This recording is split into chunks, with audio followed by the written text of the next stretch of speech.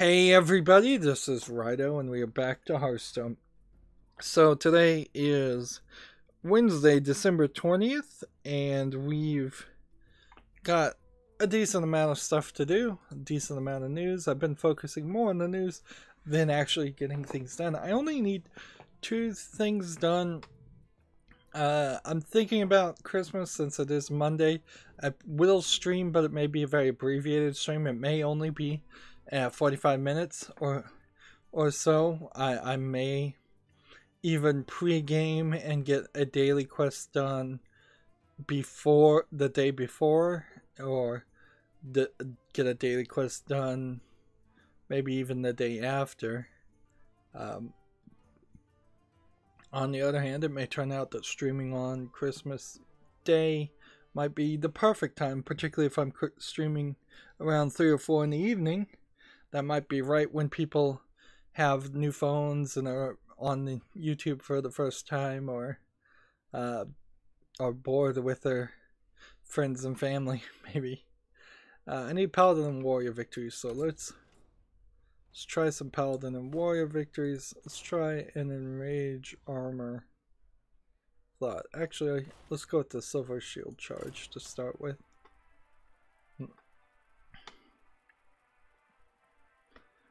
Slowly, kind of just started going over the news. Everything I was doing was taking me a long time. I guess I had a lot to say with every news article so far, which is a good thing. I should get better at doing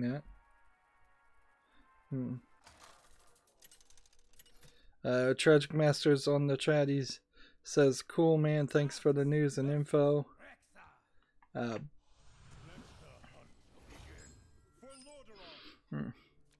I was recently thinking about just how much quicker covering the news could be, and you see this in other things.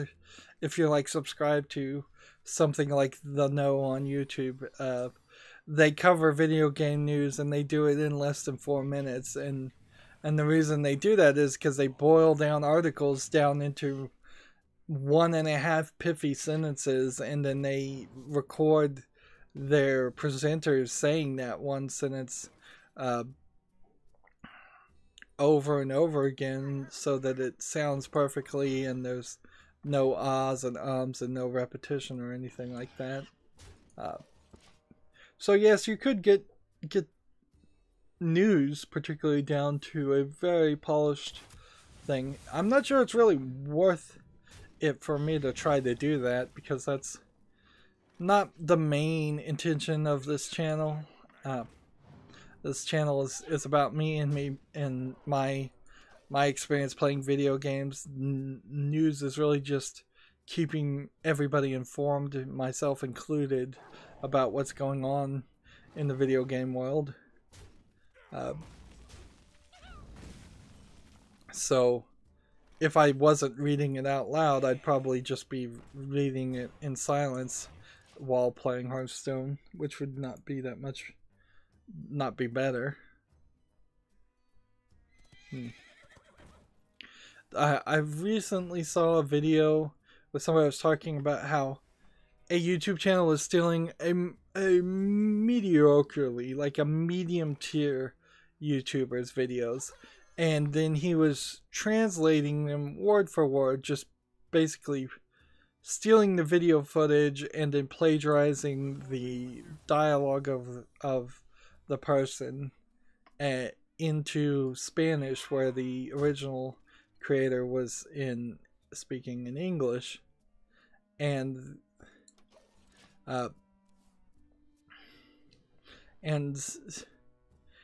he was complaining about that, but he refused to do a DMCA, and that really was the only thing he should have done and could have done. In fact, what's so strange is that he, halfway through this very long video, admitted that he was with the Disney content network, which used to own PewDiePie, and he contacted Disney and they just came back to him and said they want you to use the DMCA. That's what YouTube wants you to do, and that's just the truth of it. It's like, That's the only system that YouTube is going to implement or bother with, is the DMCA, if you want to stop somebody from stealing your things. If you don't care about people stealing your things, you can do Content ID, but the problem with Content ID is that it can be the person can just delete the video, and if you're just monetizing it and you're not putting a strike on their account, you're doing nothing to stop a person like this person, who was a habitual thief of many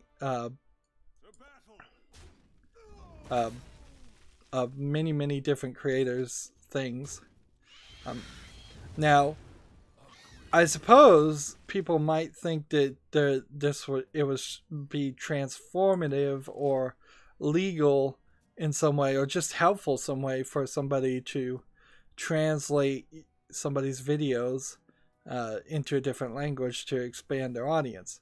Not really, because in the US copyright, there's a thing called the first right of reprisal or translation or something like that, where a recent lawsuit even reinforced this, where the original creator has the copyright and the first right to translate something into a different language, even if they decide not to translate something into a different language, that doesn't give everybody else free reign to do it.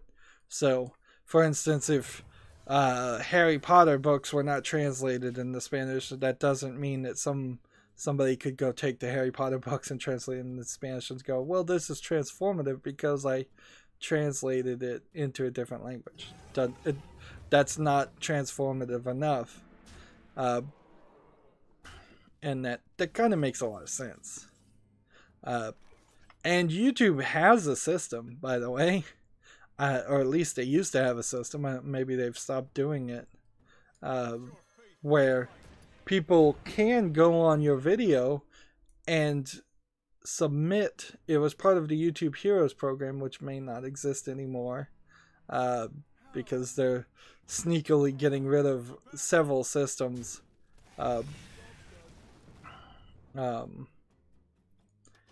At the end of the year, including like YouTube Analytics are no longer going to be available through Google Analytics.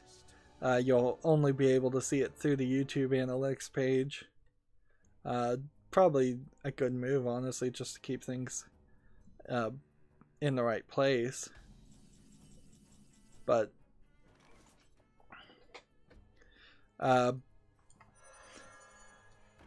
there used to be at least a way to submit subtitles to things, and it would be incredibly helpful if somebody was bilingual and they wanted to submit subtitles to my videos, if that really did anything. I'm not sure it actually does anything though.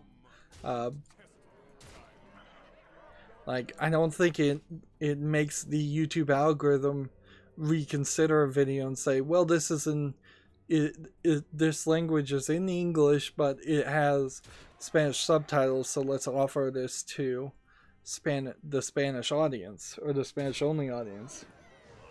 But it's there, and if somebody had a passion to do that, it would be greatly appreciated by almost any YouTuber. The difference is you can't just illegally download somebody's video, cut out the audio of what the original person's saying, and then put in your own audio, and then upload the video and monetize the video as if it was your own. It doesn't really change the scenario at all. If you didn't monetize the video, you're still dragging the YouTube algorithm to point towards other videos, the wrong video that it should be pointing to. And in particular,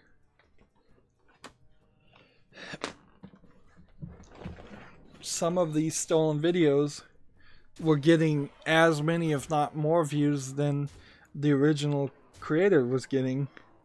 So, like, he definitely, in that instance, knew this was a bad actor. He should have filed 3 DMCAs immediately and shut down the channel. Of course, this person, if they're speaking in Spanish, might be in some Spanish country that doesn't even care about DMCAs, and therefore they might challenge you, and you might have to try and take them to court or file some paperwork in court and assume that they won't show up, but that would cost you more. Tragic Master says good game, or GG, which I assume is good game. There's some weirdness with using the GG thing, because some people mean it, take it to mean got to go, but I guess that would be GTG, wouldn't it? Moving on with the news, Stardew Valley is getting new events, a profession respec, and more. So if there are any people out there that are still playing Stardew Valley and enjoying it, good for those people. I played it, didn't enjoy it, but I could certainly see why other people would. Honestly, it just probably taught me that I am never going to enjoy any kind of farming game. We're hitting that point where there's going to be some Christmassy things in probably a lot of games. So Slime Rancher's Wiggly Wonderland celebrates holidays with in-game ornaments. I know Borderlands and Gearbox gave away some shift codes for one of their games for Christmas style outfits. I get those shift codes, but I don't put them in the game because it would require me to have Borderlands 2 and Borderlands the pre-sequel always installed on my computer, and that takes up a little too much space for what it's worth. So I'm hoping shift codes from years ago still work,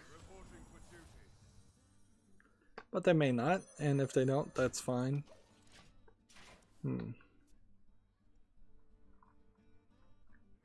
Slime Rancher, a game I still want to play. It would be kind of nice if there was a little bit more in it. People were interested in it for a while, but then they kind of stopped being too interested in it. Super Mario Odyssey has surpassed 100 million physical sales in Japan. I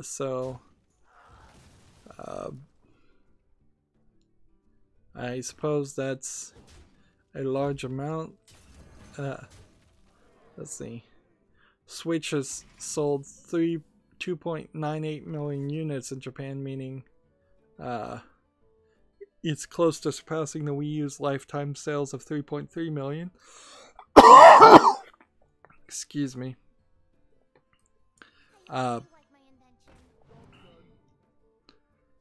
And I'm not sure there's how many games have sold over 1 million in Japan. That's kind of the number you need to know.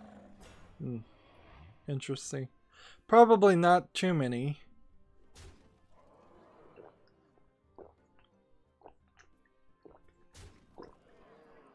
They're effectively saying 1 out of every 3 Switch owners in Japan bought Mario. Honestly, I would argue that 1 out of every 1 Switch owners should have bought Mario. It's a real hard sell to buy a Switch and just want to play Breath of the Wild or some other game. Let's see. Hey, we have a new person on the chat saying, "Hey, Tragic Master, are you alone in this chat?" He's the only one typing at the moment besides you, Tyler, but I'm responding to the video and responding to what people say. It just takes too long for somebody to type back a response while they're playing Hearthstone and reading out the video game news. Nightbot's in the chat too. My auto moderator. There's a game called Jang Navi Mahjong online. Not Mojang, the creator of Minecraft, but Mahjong, the famous tile domino-like game. It's coming to the Switch on January 29th in Japan. It'll be interesting to see if this comes over to the West. I suspect not, but it wouldn't be too hard to translate the language to English. The difficult part is translating explanations on how to play Mahjong to people who don't know how that works.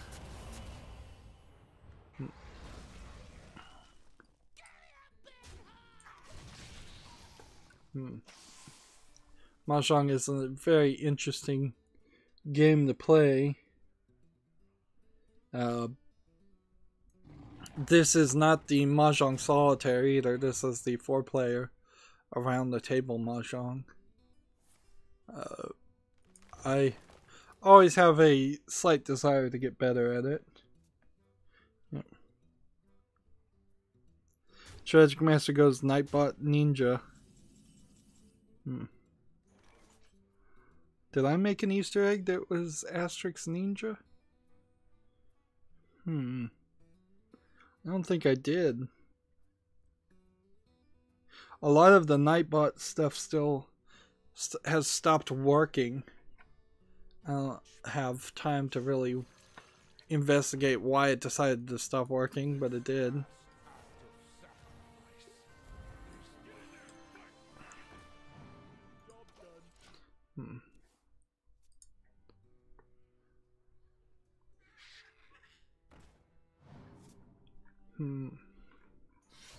Here's another game from Gametsu that I seem to have missed called Shining Resonance Refrain. Let's see. It's a Sega game in Japan, obviously. Any name with that much, with that many words that make that little sense. It's a Japanese game, almost certainly. It looks like it's a team-based RPG. I'm trying to see if there's an actual date. It's coming out for the PlayStation 4 in Japan, March 29th, 2018. What would Uther? Back to your homes. Reporting for duty. Glory to the Sindora. Your Gamer has an article called "A Day in the Life of an Independent Video Game Store." I'm not sure in the United States if there are too many independent video game stores. GameStop has effectively outperformed those stores and put them out of business, much in the same way that Walmart put out all small grocery stores and such. I suppose, though, like a used bookstore, you probably could run a used video game store if the laws are on your side, which I don't believe there are. They are, honestly. I'm not sure you can get away with selling used software, particularly when there's a large chance of somebody installing something on their PC, not needing the install discs anymore, and selling it. They're showing pictures of the store, and it is full of toys. So there's a lot of toy sales that you see that happen in GameStop too. There's a lot of Super NESs and old things. But then there's also shelves that say Wii. So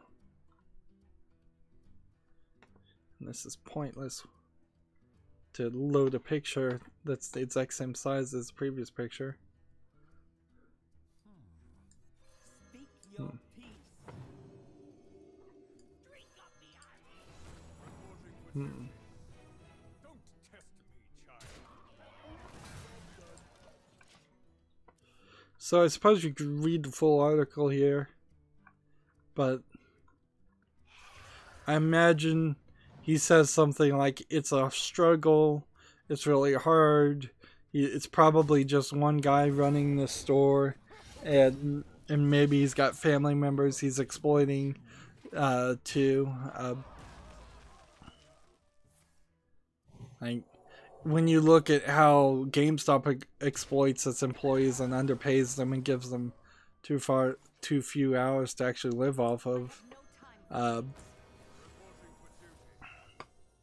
imagine it's only worse if you're working for a small independent store.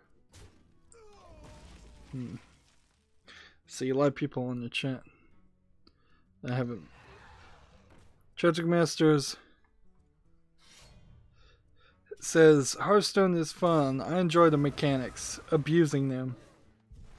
Tyler Farino says I do not really like Hearthstone. By the way, at Rydo, I've found your channel from the Lego Star Wars Let's Play. Okay, thanks for letting me know. That's helpful. Sadly, as far as the Lego games, there's only a couple left that I haven't covered, and they stopped running on my new computer, so I gave up on playing them. It was a really horrible experience. It was funny, like, the Lego Star Wars was the first one, and I played that on my laptop, which was way less powerful than my computer. But when I built my computer and started covering all of the other Lego games, they would just increasingly get laggy, where the game would just lock up for a second. And I think it's my graphics card, and so whenever I can afford to buy yet another brand new graphics card, I'll certainly give the Lego games a second shot. But it also is clearly an example of just the games being programmed poorly, because it hasn't been an issue with any other games except for Resident Evil games. So something in the code of Resident Evil games and Lego games just has it not work, where everything else it works perfectly fine. I have made a change since then, so maybe I could go back and try it, but I don't think I've even bought any of the newer Lego games to play. I've covered most of the Lego games. That was when I had a specific time slot for kids games and was trying to show off kids games and have one for each month. Now I've decided to take a step back, and I'm only covering a kids game alternatingly with a point and click game at my 3 o'clock central time slot. So for a while, I believe Alice in Wonderland, Disney's Alice in Wonderland is the next game that should air. That's a kids game. And then there will be a point and click adventure game in that time slot after Disney's Alice in Wonderland, and then back to a kids game. It's really hard to find kids games on Steam because so many of them are bad, and so many of them aren't worth watching. I really love the Lego series. That they're kind of the best games, but you're better off playing them on consoles than PC for just a consistent experience. And the Lego games, some of them are programmed horribly, even without the lagging issue that I was having. Some of them just crash. And TT Games, the company that makes them, just don't care about the PC versions. So much so that Lego Dimensions, even in its heyday when they were still adding to Lego Dimensions, now they're not even going to add anything more to that. That never came to PC at all, and that stinks, because I could have been sold on buying a bunch of those minifigs with the RFID chips for Lego Dimensions. After this minion takes damage. Can I play this or should I play this? Let's play this. An attack here.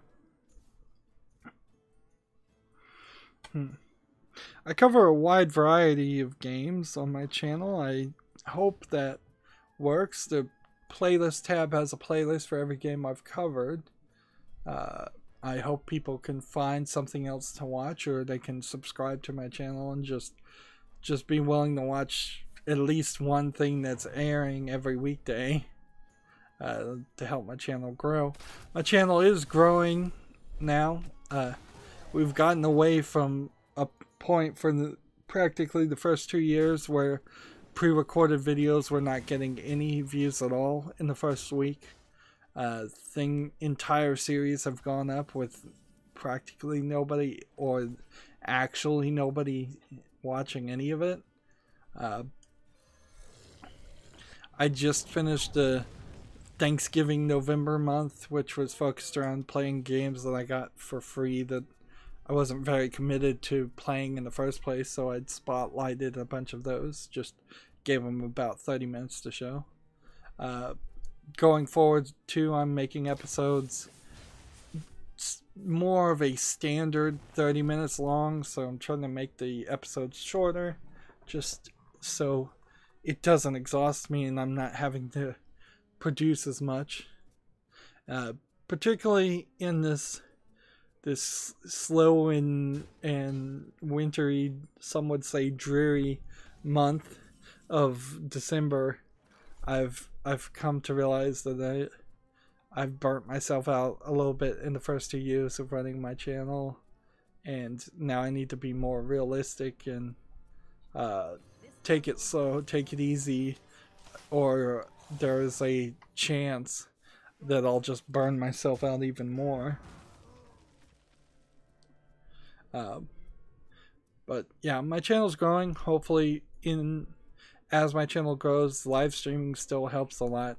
I'm getting 50 views sometimes on live streams. Sometimes it's 20, but it's not getting down to ridiculously small numbers on a live stream. And I'm gaining.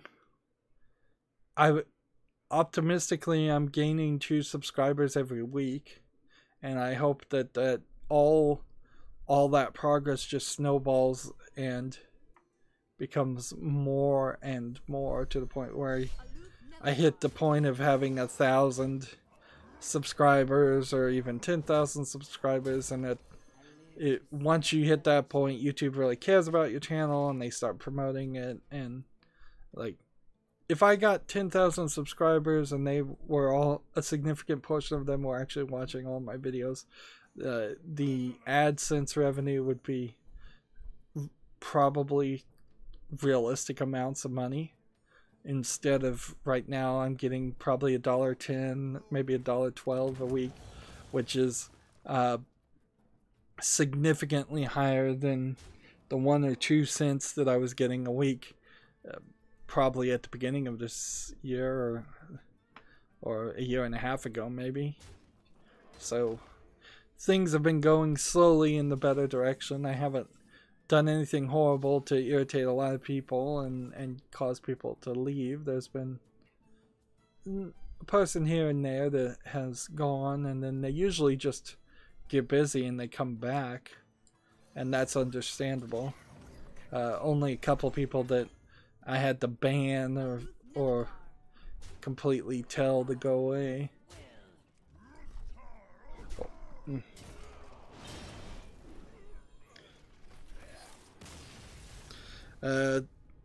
Tyler says, cannot even play my PS4 Pro because my dog chewed my controller, and I gave my controller to a friend because he lost his controller. Yeah, well, that's a big problem. I have a PlayStation 3 that actually doesn't have a controller too, but I only ever use the PlayStation 3 as a Blu-ray player, so all I have is the remote, which theoretically the media remote for the PlayStation 3 could be used as a controller, but you would be very awkwardly pressing buttons to do anything. And I don't know. Well, maybe you couldn't play a game because I don't think there's analog sticks on it.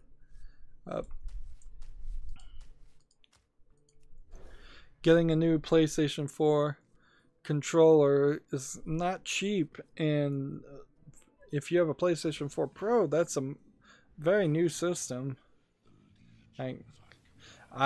If my dog did that to me, I would consider getting rid of the dog. It's like, wow, you just ruined $500 plus worth of equipment because I can't use it. Like, that sounds like it would be hugely upsetting. Sell the dog, buy some new controllers. That's my suggestion there. Humble Store has an Indie Mega Week sale for Hollow Knight, Stardew Valley, and more. This is from PC Gamer, this article, so I'll just look at the Humble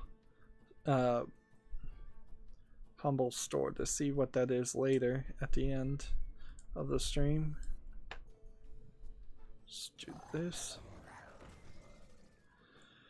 Then end the turn. Let's see. Moving on with news. I'm really taking my time. Gamasutra has an article called Postmortem, the Death of Flash and Rewriting 1.4 million lines of code. I don't have a clue how you would rewrite Flash games to make them run. Apparently, in this article they're saying he didn't particularly have a clue either, so his first option was to use Unity. His second option was to use HTML5. His third option was to use something called Xamarin, Xamarin. His fourth option was to use something called Haxe, Haxe. And then after that point, you have probably a lot of work to do once you just choose that new platform. Seems like they went with HTML5. That would be my guess. HTML5 is the much more standard of all of those. But on the other hand, there's definitely an argument to be made that by this person in this article reprogramming all these Flash games, which look like they're poker games, bingo, multi slot games, things like that, you're just continuing the cycle of the internet being full of terrible Flash games. Perhaps it would be better to just let those things die and let's try to clean up the internet a little bit more. Moving on to the next article, there's a game, an RPG called Nantucket, where you chase around Moby Dick. It sounds like that would be an interesting game if this was like a first-person action game, but it isn't. In fact, the trailer here didn't even bother to animate a cutscene or anything. Instead, they just hired live-action actors. The actual game is a flat board style game with a lot of I don't know how you put this. A lot of almost like pencil sketch animations for a board game. So maybe Nantucket would be interesting to play as it seems like it has a card element to it. Oh yeah, so it's not only a board game, it's a card game of some sort. It's got way too many elements in it. It's kind of like a pen and paper RPG style thing. This is one of those games that's just not for normal video game players. It's for people who play Dungeons and Dragons and things like that. Like, I don't think anybody's gonna gonna enjoy Nantucket unless you are into our Dungeons and Dragons. Let's see. Tyler says Flash games were God back then. Do you agree, Tragic Master? Yep. The ad system in YouTube doesn't work. I mean, you can type it, but it doesn't actually announce or notify anybody.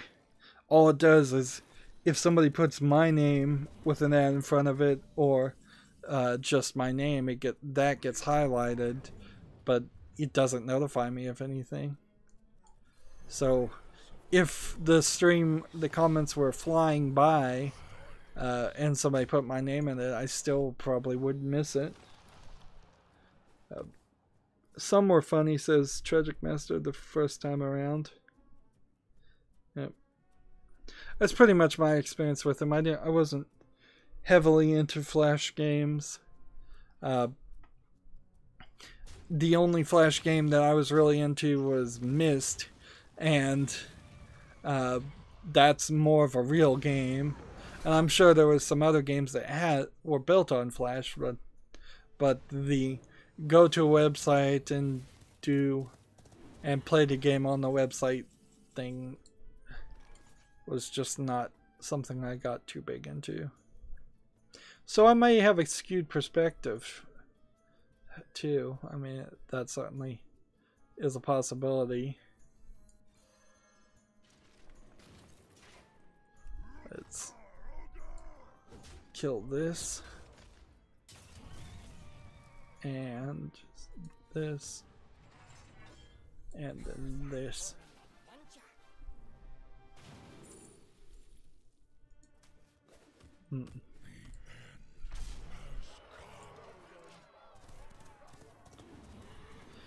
Riot, the video game company, appears to be working on a new game called Teemo's Adventure, Teemo. There's a picture of a cutesy little squirrel-like creature, I would say. Maybe a raccoon. Riot being the people that work on League of Legends, and I believe are owned by Tencent, the Chinese company that's trying to buy up a lot of it. A lot of companies.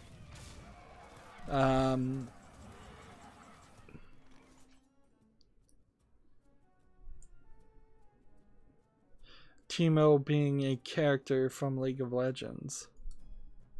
Okay. I didn't recognize him, since I don't play League of Legends.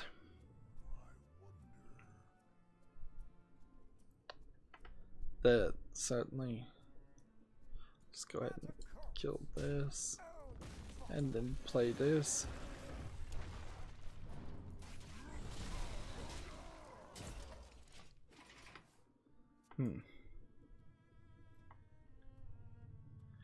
So I don't know if they're gonna do something like completely different from League of Legends, and it's gonna be something like a Conquer game, not Conquer's Bad Fur Day per se, but just a platforming, cutesy kids game with a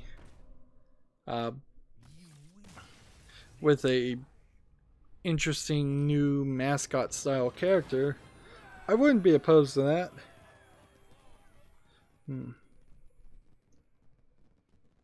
Let's see. Tyler had something he posted, then the message was retracted, so even I can't see it. So if you delete what you post fast enough, you can get away with doing that, I suppose. Newground games were really good back then. Yeah, I never got into New Game Ground, so.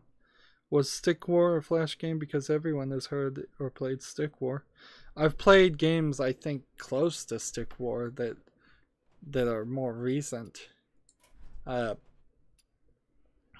games, but I didn't play the original ones. A lot of my lack of knowledge on I need to play some Shaman cards. Let's play this. This will play Shaman cards. a lot of my lack of knowledge on Flash games comes from the fact that I was a heavy console player and did not play PC games at all until probably 5 years ago. So the idea of, so I didn't play any of the Flash games for that reason. I was playing Nintendo consoles all the way up to the Wii, and then I kind of burned out on the Wii, and then I went to the Xbox 360, and I was big on to the Xbox 360, and then after the Xbox 360 ended, I kind of stopped playing games for a short time, which was an odd time, certainly, since I had been almost consistently always playing games. And then I started playing Hearthstone on my laptop, and then eventually I just worked into playing more games, and I was one day playing a game, Binding of Isaac, and on my laptop, and I said, you know what, it's so easy now, and everybody's doing it to stream. I just decided, you know what, I'll just stream this. We'll just make a record historically of what I was doing this day, since I'm not doing anything else. And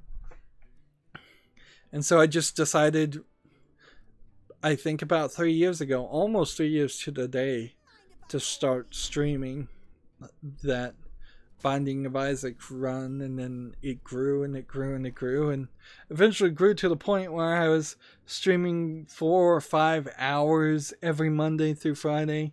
I wasn't streaming though at that point. I was pre-recording the footage and talking basically to nobody, and which is what I'm still doing when I pre-record, and putting the footage up after. I probably could have streamed even at that point, because I really haven't changed my internet provider since then. It may not have been available to live stream though 3 years ago.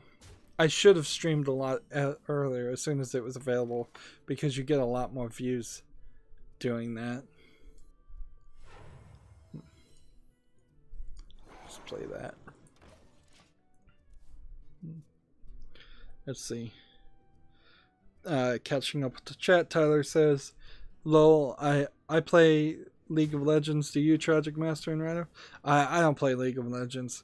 Any game that's an MMO that's gonna just take that much time of your up, it's just not gonna work for a YouTuber, particularly one that wants to cover multiple games. You could certainly be a YouTuber that only plays League of Legends, but that's just not me. I like a variety, and I like to be just slightly better than average, is how I usually describe myself as a video game player.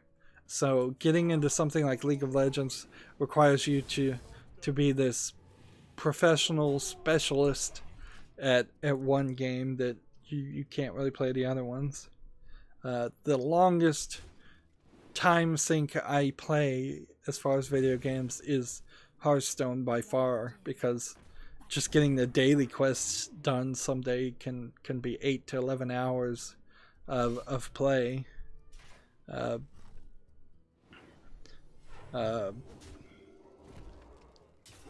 And let's see, Tyler says, I was a heavy console player when I was 18, and now 3 years later I am more of a PC gamer. Yeah, I think a significant portion of that really just locks into the time period that you are in. It makes a lot more sense to be a PC gamer today than it did 10 years ago or 15 years ago. There was, the internet speeds were ridiculously low if you could get the internet at all.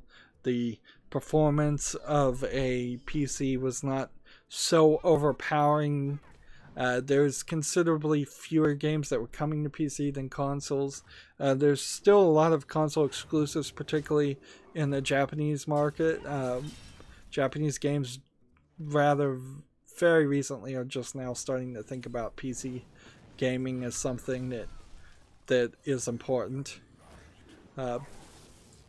A lot of that has to do with how many PC gamers are in Japan and how big PCs used to be versus how small a PC can be now and still be playable.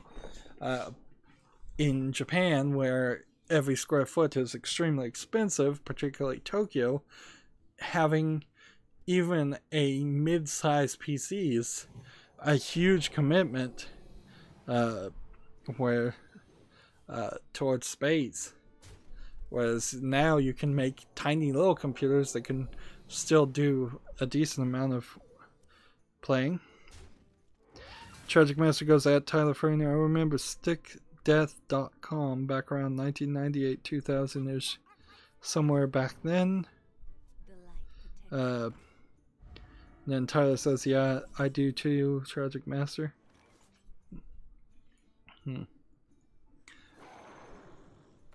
There is some game I played. Let me see if I can look it up. I don't think I did a full series on it. I think I just did a spotlight on it. That I think it's something. Is it called Five Finger Death Punch? Is it 5 space death? I have so many games that. No, there's a game called One Finger Death Punch on Steam that is this really hyperactive stick figure characters. It's almost more of a dance music pattern combination game. Yeah, I think I just spotlighted this, but it is overwhelmingly positive. It came out on March 3rd, 2014, and I would assume that it is the evolution of these Flash stick figure guys games, and it certainly is worth playing. I played it a little bit more after I spotlighted it. It's got a lot of things that that make it a little bit more demanding than a lot of people will want. And I have a little bit of arthritis in my hands, and mashing buttons furiously is not good for that. So after a while, I kind of got bored of it and stopped playing it. But if people have nostalgia, if people don't have arthritis in their hands, if people are maybe even a little bit better at playing games than me when it comes to fast button presses, I think you'll get a lot of fun out of it. And that is why both recently and Lifetime it is overwhelmingly positive, and it has a bunch of different levels and a bunch of different mini things. Tyler said, by the way, I subbed. Thank you. I need all the subs I can get. Even if people don't watch my videos and they sub, I'm at a point on my channel where that would be helpful. So if you know anybody, if you know anybody else's phone you can grab and go sub to my YouTube channel, please do. Like Tyler said, but I just wanted to help you out, smiley face, and it certainly does. Subscribers still are the number 2 most important thing to YouTube. Watch time is the number 1 thing. So people watching a live stream or video all the way through, even going back and watching it a second time, helps. But also watching my videos when they first open their YouTube app after a while, and so like at the beginning of the day watching my YouTube video and then going and watching other videos or clicking on any of the videos that are linked to or suggested at the bottom, that adds to the watch time too. So there's this weird thing in YouTube where you could watch a minute-long video of mine and then click on a suggested link and watch a 24-hour loop of Never Gonna Give You Up or something. And for some reason, YouTube thinks that my 1-minute video convinced you to watch that 24-hour loop and gives me some credit to that. YouTube is a mess, and clearly that's another thing about it, but that's kind of how it works, and that's why live streaming has worked so much better for me than just putting out pre-recorded footage, is because when people get directed to live videos, which get suggested more, they stay on these live streams when I'm playing Hearthstone for an hour, 2 hours, 3 hours, 4 hours. Some people, the whole live stream, which often can be 8 to 10 hours of playing, when you include the post show where I'm not even talking. Nobody likes the post show. I don't even like the post show, but I don't know how to get rid of it, because it's the two options are air the times that I'm playing Hearthstone and not saying something, or don't air the time when I'm playing Hearthstone and not saying anything, and it helps my channel just way too much to air it.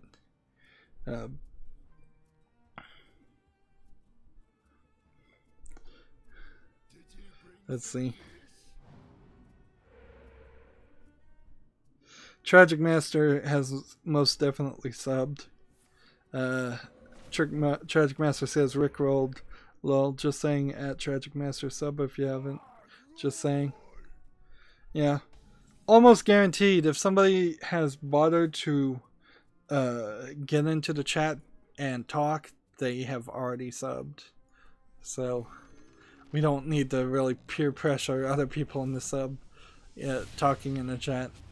For everybody that's talking in the chat, there's usually 4 to 10 or 20 people that aren't talking in the chat that are also watching. Those are the people that are least likely to have subbed. But subs still matter as a secondary thing, because things like doing super chat, you need 1,000 subs for. Things like doing just being considered an important YouTube channel. So when YouTube introduces a new feature, whether or not they're going to allow me to do that new feature is often built around the idea of how many subscribers do you have, and you see that in things like the community tabs. You may have noticed over the past month, maybe a lot longer because I've been testing it for a very long time, that people have been getting the ability to post text messages in your subscribed feed on YouTube. That's part of the new community tab. I don't have the community tab because I don't have enough subscribers. I would also like to get enough subscribers at some point to have one of those dumb little YouTube buttons. It would help somewhat. One of the concerns of running a YouTube channel is if one day I can't run a YouTube channel anymore and have to go get a real world job, what do you tell the hiring manager that you were doing for all those years you were running a YouTube channel? Particularly when it's going to take you at least 2 years to make a YouTube channel even start to make sense as anything but a hobby. When you can tell them things like you got 1 million views, which I don't have 1 million views on my channel, but I do have 250,000 views, which is kind of nice. Or when you tell them that you had 10,000 subscribers and here's me with a picture of holding up the YouTube play button. Those are nice metrics you can throw out there to try to impress people. Maybe it will impress the hiring manager, maybe it won't. I'm sure a lot of hiring managers would just laugh in your face when you said you were a YouTube streamer in the first place, depending on what the job is. Regardless of what numbers and metrics you can back them up with. We still got a lot of news. Let's see.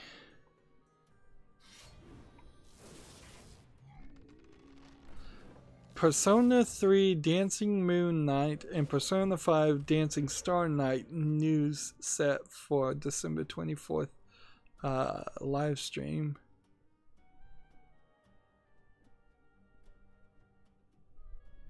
Which, so during this live stream,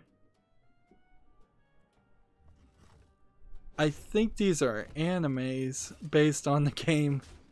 Yeah. So in Japan there will be a Persona 3 and Persona 5. No, these aren't animes because they say at the bottom that they're going to be available for the PS4 and the PS Vita in spring of 2018. So there's some kind of standalone DLC for Persona 3 and Persona 5. Interesting. I'm not exactly sure how the Persona games connect. If they connect at all. So I don't need to do this daily quest. That'll just be something we can save for Friday, which puts us in a good position to switch over to the European account. And let's see if I can avoid restarting. No, I can't. Right in the middle of streaming, Battle.net launcher wants to restart. Gamasutra's Best of 2017, the top 10 game developers of this year. Did I already read this article? Or let's see. Well, let's just go through this. Gamasutra's Top 10 Developers of the Year 2017 edition. Arcane Studios, makers of Prey. Let's see. Christian Whitehead, Headcanon, Pagoda West Games. The developer trio that came up with Sonic Mania. I believe Sonic Mania is the good one, not the bad game. Alright, I don't have a trait here, so I just need to get... Ideally, I want to get 5 victories with a Hunter and Mage. That's a tall order. And I need to get the Tavern Brawl. Let's play with the Mage. Or if I play with the Hunter, that might be a better move. Because then I could do traps. Which I shouldn't type in the word trap, I should type in the word secret.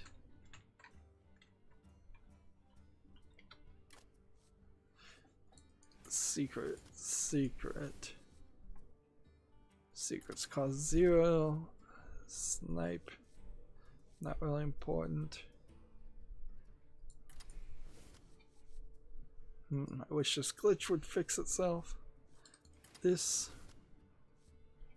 And this. You can see I have considerably less cards in the European account than I do my America's account, because the European account is newer. Same is true for the Asian account.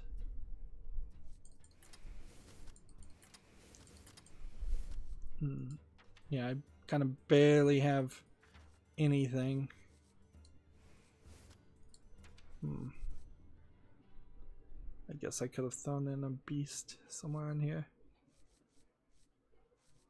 Let's see, do I have more things I want to do? Immune while attacking, not really necessary. Adapt a friendly beast.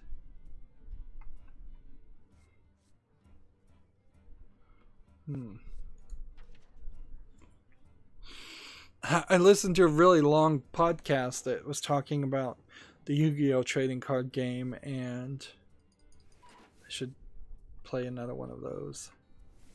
And just how having big decks really is probably not as useful as you would think. And so I was thinking about that concept, and maybe on my America's account I should just remake all my decks by having a base number of cards designed just to draw more cards. And then you start with that base for each of the heroes. And then you start replacing the most expensive cards to draw more cards with things that make more sense and work towards some better combination. Let's see. Back to the top 10 developers. Next one is David O'Reilly, the creator of everything. I think that's probably an odd choice. Next is Giant Sparrow, is the studio that gave us What Remains of Edith Finch. That's probably the right choice. IO Interactive. That's a hard choice to make, but probably not a wrong choice. IO Interactive making the Hitman series. Laundry Bear Games maker of A Mortician's Tale. I think that's a very bad choice, honestly. An almost unknown game.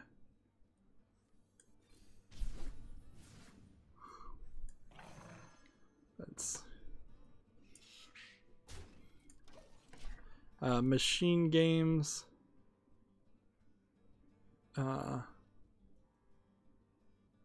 Machine Games maker of Wolfenstein The New Order. Honestly, I'm not sure Wolfenstein The New Order deserves it. Top 10 of developers. Although I guess picking your top 10 of developers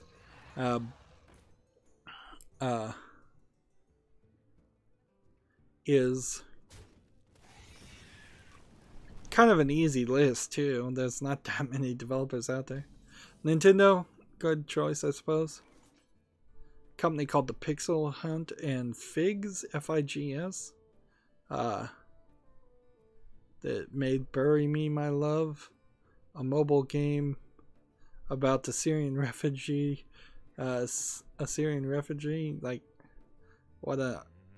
Half of these games that they're picking are specifically games that Game Sutra heavily reviewed and mentioned multiple times in multiple articles, probably because they're paid to do so through viral marketing.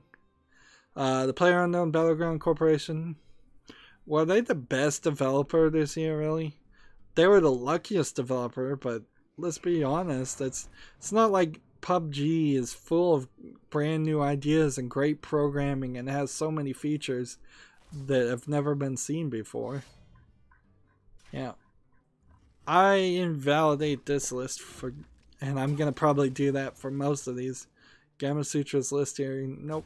I don't agree with half of their picks, and some of their picks are very suspect of colluding with the video game industry, which frankly happens a lot in news reporting. Let's play that.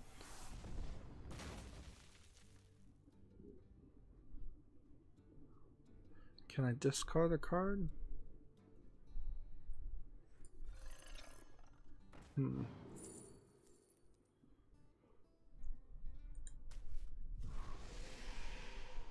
just go ahead and play this. Let's go back to the chat. Let's see. Tyler says, I see 3 people in the stream. Who is the other one? Is me, and another one is Tragic. Who is the other one? Or is it the other one? What? I just clicked on something. Or is the other one Nightbot? The other one might be Nightbot. The other one might be me.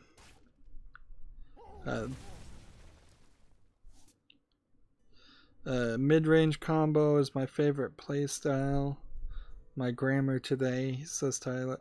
Well, Tragic said mid-range combo is my favorite playstyle. Tyler said my grammar today. Tragic Master says Bungie, Halo 2, 3, Heart. My favorite developer is Landfall Games. Let's see if we can look up Landfall Games and see what they made.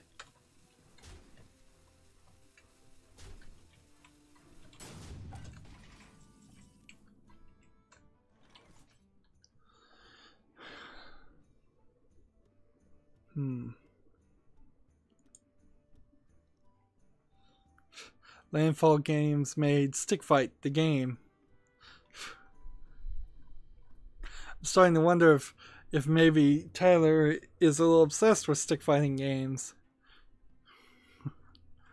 Or if he's just joking. You know, though, Stick Fight the game. I think I've seen this one, and the problem that I saw with it when people played it is there's kind of this too much craziness going on in the game, and it's a little more just random button presses than an actual deep, detailed video game experience. There's also a lot of platform physics where the area just becomes dangerous if you just stand somewhere.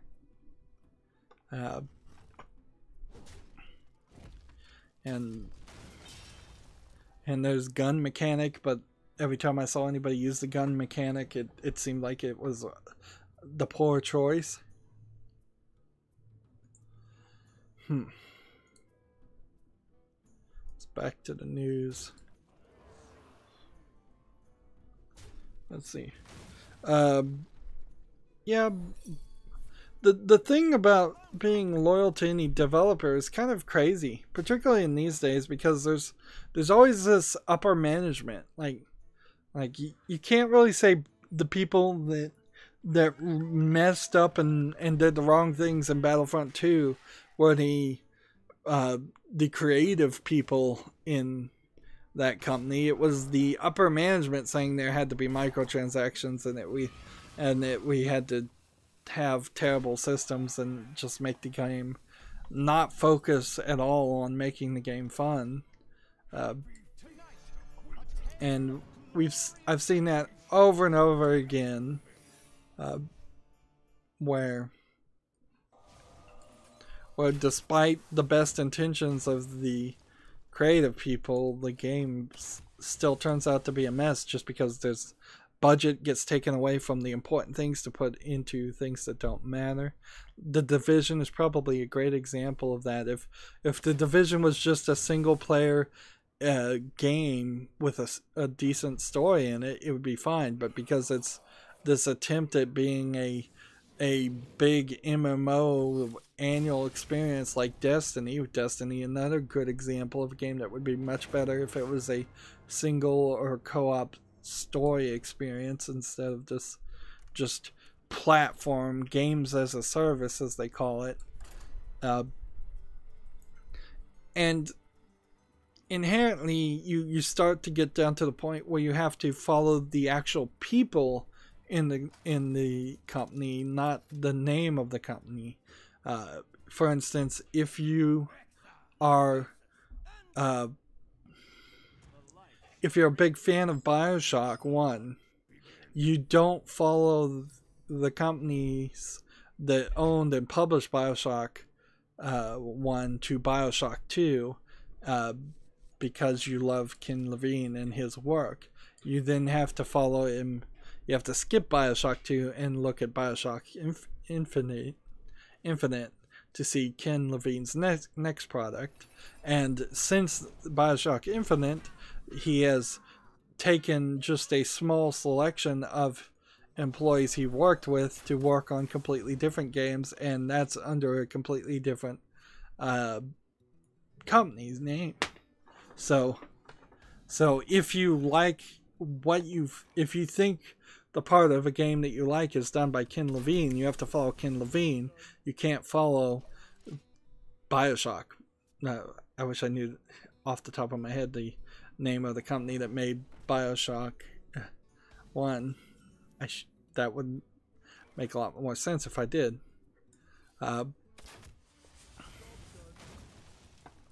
And that's pretty much true for all the companies. Because companies, the important creative directors, the heads, the people that want to do something, move around. We've got Darksiders 3 being in development by a completely different company that maybe isn't so much actually a completely different company, but at least on paper is THQ Nordic instead of THQ, which THQ Nordic used to just be called Nordic Games, but THQ went out of business and they bought all of those games. Let's see. Tyler says, no, I'm talking about tabs, not stick fight. Tragic Master says BioWare. Let's see. Let's do some research here. Tabs game.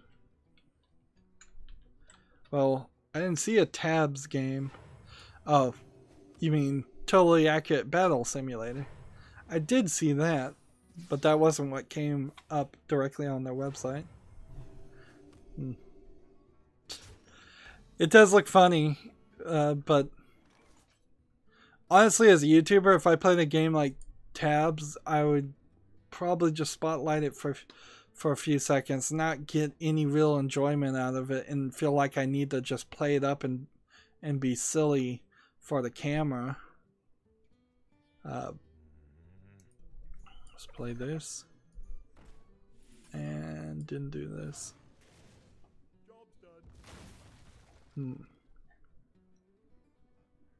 And Tabs looks like a game that I would enjoy for maybe 30 minutes. And then the jankiness would stop from going from being cute to just being frustrating. Yeah, I really can't in my old age and crankiness, I can't enjoy wacky, glitchy games like I used to. But I certainly could see why other people would. Random Beast.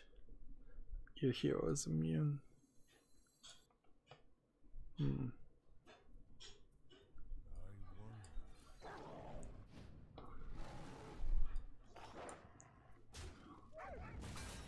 1, 2, 3. That's not a valid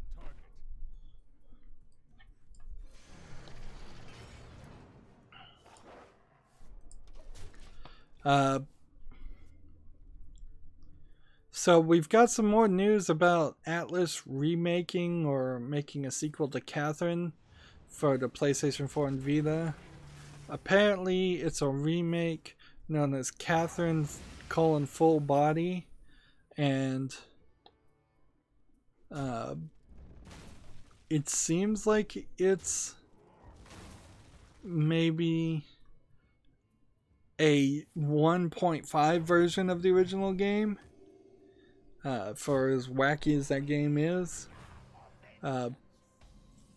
There's no release date or no word of a Western release, but they will show more December 20th at 10:30 a.m. in the UK. It'll probably be in Japanese.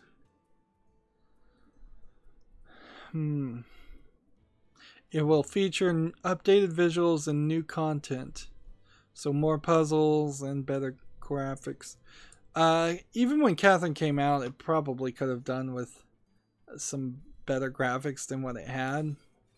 It was kind of low in that section. Let's see, random beast in my hand. I don't even have a random beast in my hand, so. So yeah.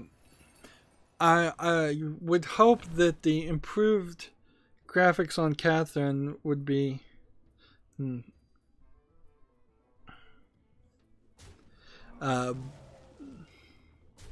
would potentially increase the idea of Catherine coming to PC so I could play it and stream it, but you know, with the Adpocalypse and it being a slightly risque game, it probably wouldn't be something I could cover anyways. Let's see. Tragic. Let's look at the chat again. Tragic Master also mentioned BioWare. Let's see. that was the other thing I was going to look up, is to see if BioWare was the people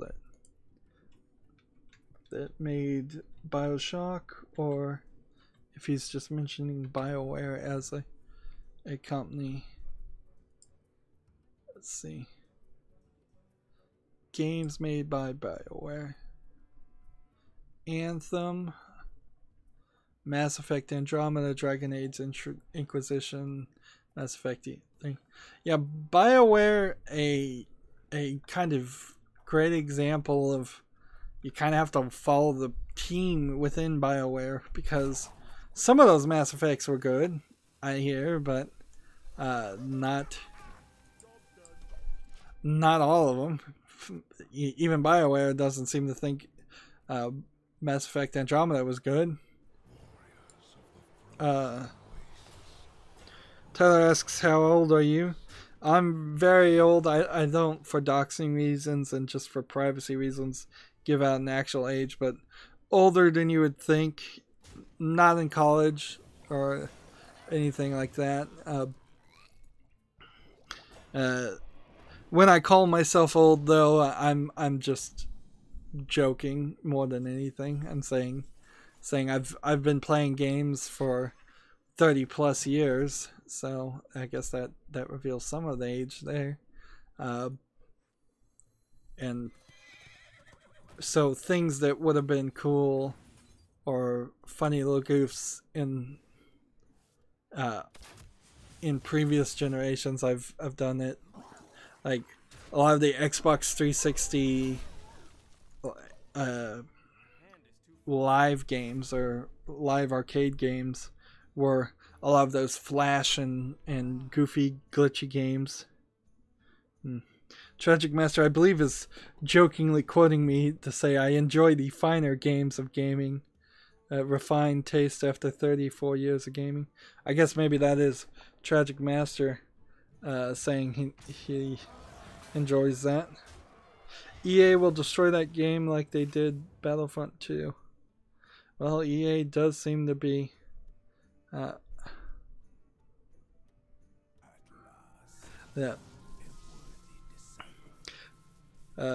like they did Battlefront 2.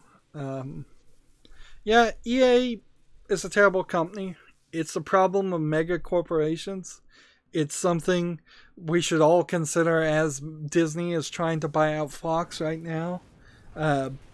Even in that, like, half of the people on the new Star Wars movie aren't happy with the new Star Wars movie, it seems. So, like, there's a merger that people thought was gonna turn around the Star Wars series and make it always good and great, and I would argue they're not really succeeding there.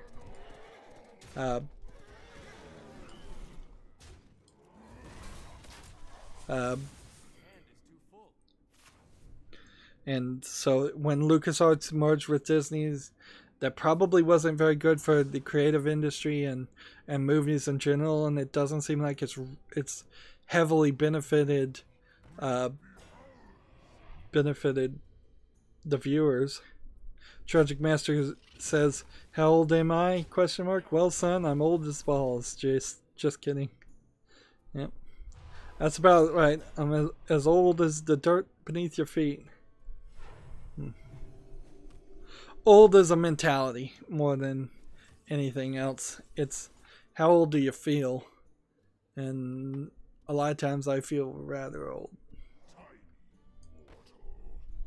Alright, so if we do this here, and this here, and this here, and that there.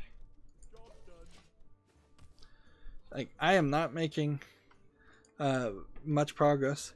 Destiny 2's 3 of Coins consumable is bugged, and faded engrams might be too. So if anybody's playing Destiny 2 out there, they probably already heard of this, but apparently some of the one-time consumables that people were using were not actually increasing the drop rate of certain exotic things that they were supposed to, and I believe they're trying to fix it, but they may not be heavily motivated to fix it very fast.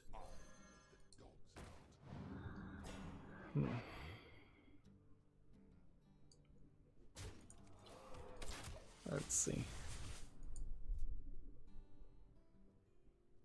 Nexus Mod is going to launch a mod author donation system early next year.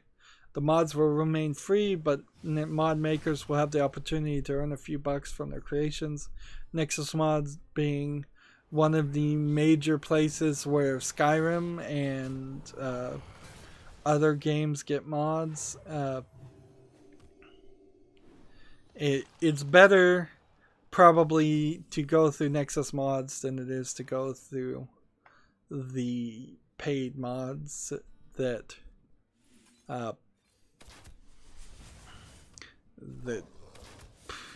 the makers of Skyrim want you to go through. What is that company? Bethesda, yeah. I'm not getting any of the names of the companies right. This is the worst time of the year to forget the names of all the companies. Yeah. I would much rather give a donation. Effectively, I suppose this is like a PayPal or Patreon system specifically for mod makers, and there will be some kind of transaction fee that one side or the other will probably pay. But I'm not directly opposed to mod creators getting paid for their work. It is questionable though if mod makers should exist. I kind of have this personal opinion. I'd prefer mod makers to just make new games, but a lot of them probably don't have the skill to make a full and complete game.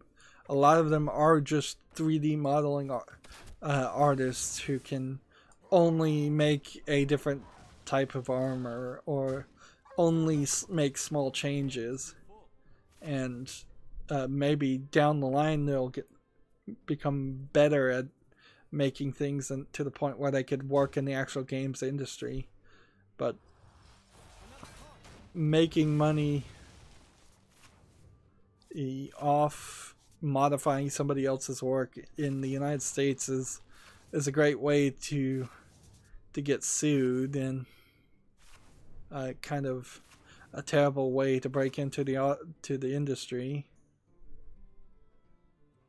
He's out of cards, so if I could just make him draw cards.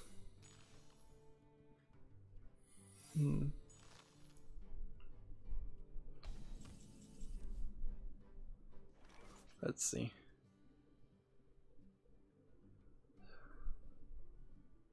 After you play a menu, summon a copy of it.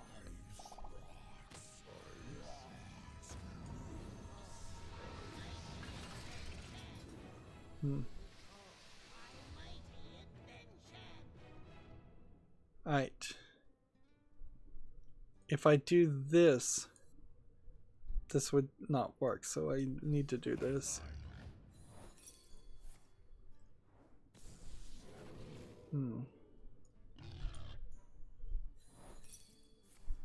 Explosive trap. I lost.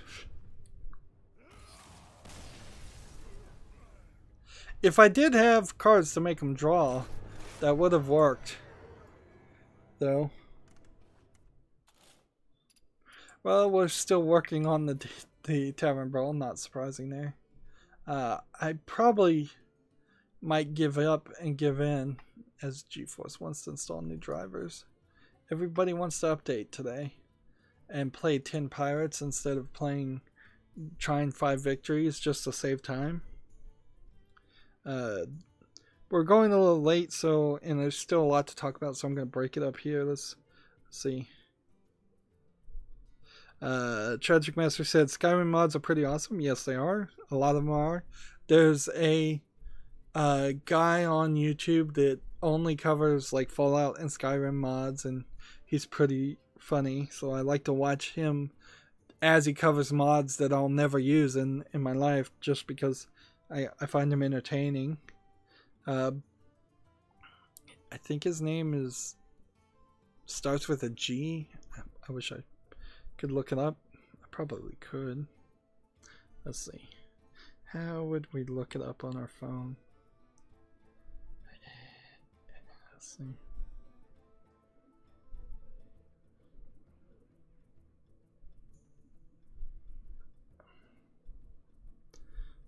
Let's see. Scrolling through all my YouTube subscribers, that's really fun, I'm sure.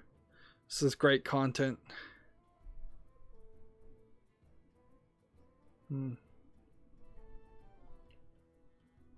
Well, I went to the G's and he's not there. So what's his name?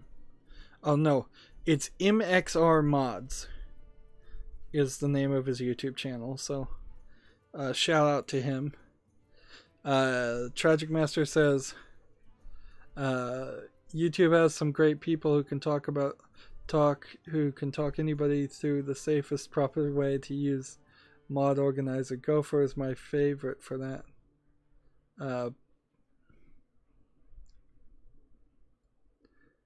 Like, never heard of Gopher.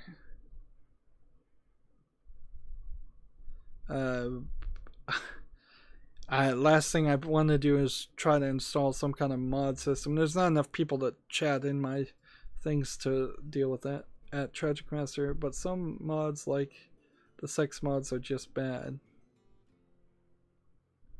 And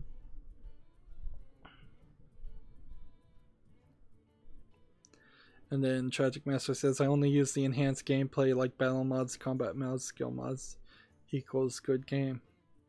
I would totally use the sex mods if I could get away with putting it on YouTube.